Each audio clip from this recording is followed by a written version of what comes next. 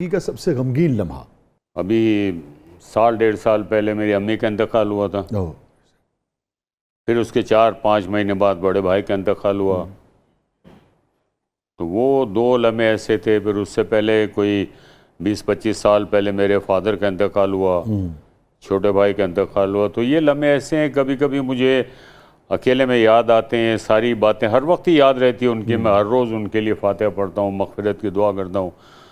तो वो लम्हे जो हैं शाह जी, वो मैं नहीं भूल सकता कभी। वालदा से बहुत ज़्यादा आपको कुर्बत? बिल्कुल बिल्कुल। और बस ठीक।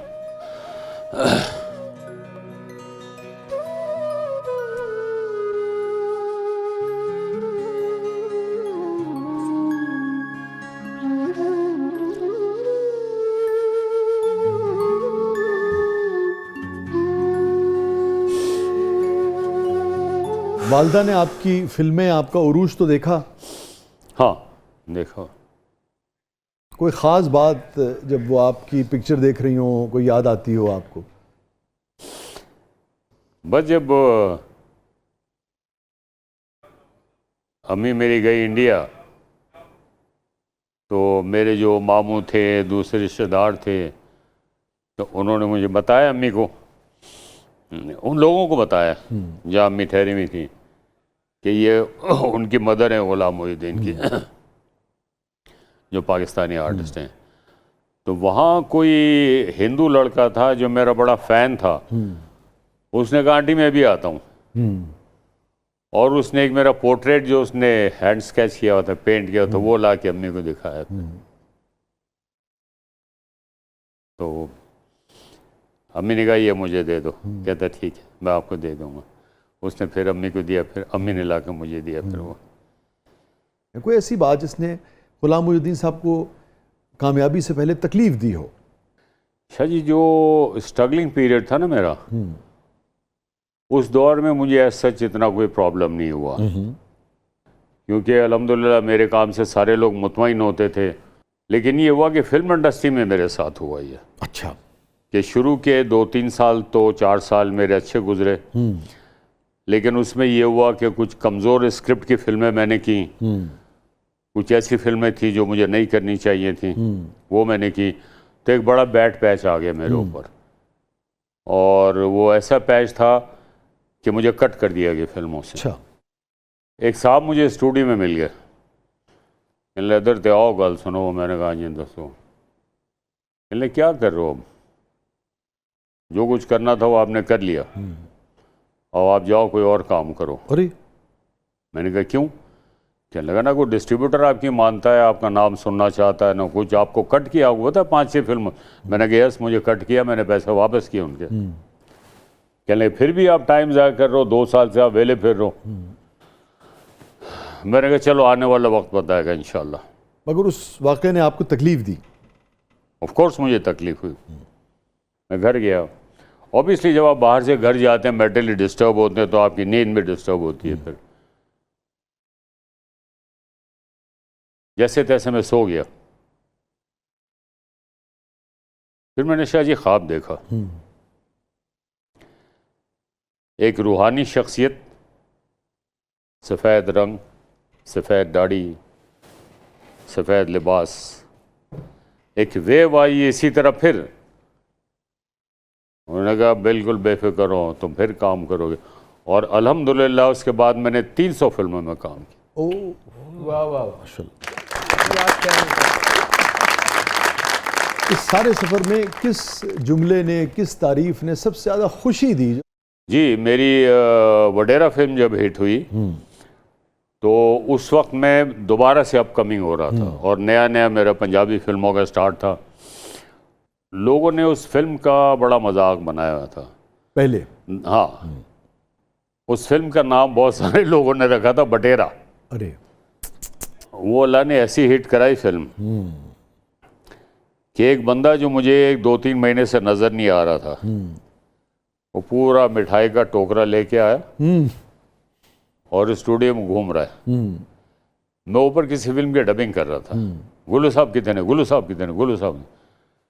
तो मैं वो आपने देखा होगा मस्जिद के फ्लोर के पास एक स्टूडियो डबिंग का, मैं वहाँ से मैं खैर है थले आओ थले, वो उसने मुझे जप्फी डाली, उसने वो मुझे प्यार किया, वो मुझे प्यार किया, मिठाई खिलाई, पूरे स्टूडियो को उसने मिठाई बांटी।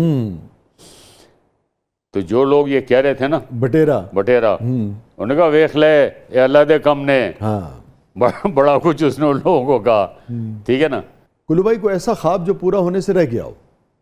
मेरा अपना एक शाजी विज़न है कि मैं ये चाहता हूँ कि हमारी इंडस्ट्री जो है ना इसका पूरी दुनिया में नाम हो।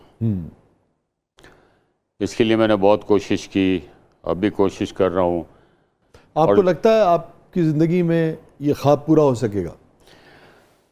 ख्वाब हो सकता है शाहजी, ये ख्वाब की ताबीर जो है वो अगर हो जाए तो मैं अभी भी मैंने किसी को लेटर लिखा था कि मुझे सिर्फ 90 करोड़ आप दे दें, मैं 1 साल में इंडस्ट्री खड़ी कर दूंगा और इंटरनेशनल मार्केट भी मैं कैप्चर करके दूंगा आपको।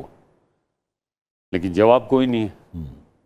तो पता नहीं क्यों ये लोग हमें इग्नोर करते हैं। जब किसी तकरीब में आएंगे, अवार्ड सेरेमनी में आएंगे, फिर कहेंगे आप लोग तो हमारा असासा है।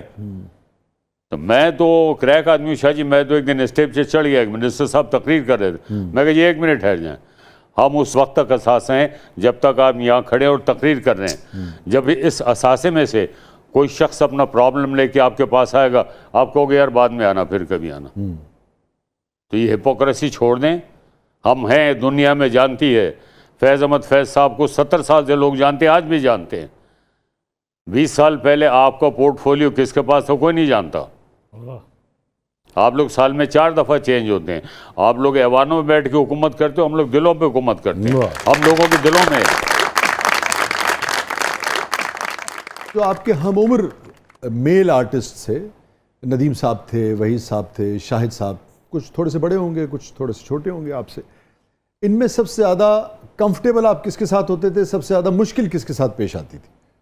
देखिए, नदीम साहब हैं, वहीद साहब हैं, शाहिद साहब हैं, ये सब मुझसे सीनियर हैं और बड़े हैं मुझसे। मुसबक कुरैशी साहब हैं। लेकिन मेरी जो केमिस्ट्री थी और जो बहुत मज़ा आता था मुझे, हम इंजॉय भी करते थे काम को, वो जावेद शेख है। अच्छा, ठीक है। और वैसे भी हम लोग मिलते रहते थे, कभी मैं अकेला चला गया उसके घर, कभी वो मेरे घर आ गया, पार्टीज़ हो रही हैं, गेट टुगेदर्स हो रही हैं, सभी बैठते थे उसमें। लेकिन जावेद के साथ फ्रैंकनेस भी थी और काम का भी मज़ा आता था बहुत। अभी आपने बात की तालिब साहब से आपने सीखा, आदमी बहुत कुछ सीखता है, अपने हम उम्रों से भी सीखता है। जावेद शेख साहब से आपने क्या सीखा? जावेद शेख ये है कि वो बड़ा जॉली बंदा है। हाँ, और जिंदा दिल आदमी ना, जिंदा दिल आदमी है। मैं कभी कभी कहता हूँ उसको, कोई ऐसा जिक्र के ये हो और यार तुमको क्या टेंशन है यार, यार ये मेरा ज़ाती मसला है यार। मैंने कभी आएगा मजनू बना गया, बाल उखड़े हो यार, ये हो गया वो हो गया। वो बड़ी बड़ी कहानी है उसकी। आपका पसंदीदा फिल्म डायरेक्टर कौन था? मुझे शबाब साहब। शबाब साहब। शाह जी एक नहीं है वैसे तो। सबसे मुश्किल डायरेक्टर कौन थे? वही डार साहब। वही डार साहब सख्तगीर थे? सख्त इन द सेंस कि वो मुतमईन नहीं होते। एक डार साहब और एक अस्करी साहब। अच्छा, हाँ, हसन अस्करी साहब ना? हसन अस्करी साहब। शॉर्ट हो गया सारा कुछ। अच्छा, उनका एक तकिया कलाम था आका, और नहीं आका वो पता ही नहीं लग रहा कि गुल्लू बादशाह खुलोता है। अपनी आई ते आओ ना फिर। मैं क्या तुसी जो रेसलकारी दिखाई मैं तो उस हिसाब नाल गिरा और मसाला पाओ। चलो जी, ओके, बाड़ बाड़ बाड़ बाड़ बाड़ शॉर्टकट हो गए, कट इट, चलो ठीक है रख लेने। मैं क्या तुसी कदों मुतमईन हो ना। मैंने तो अस्करी साहब का भी ये था। एक शॉट हुआ,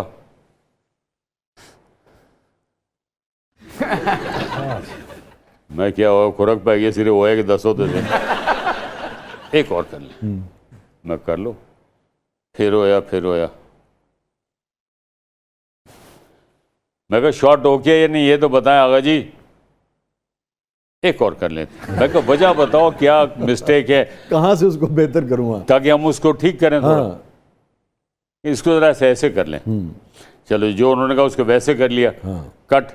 हाँ जी, ओके नहीं, इससे पहले वाली टेक ओके हो, तो मैंने कहा ये क्यों करवाता।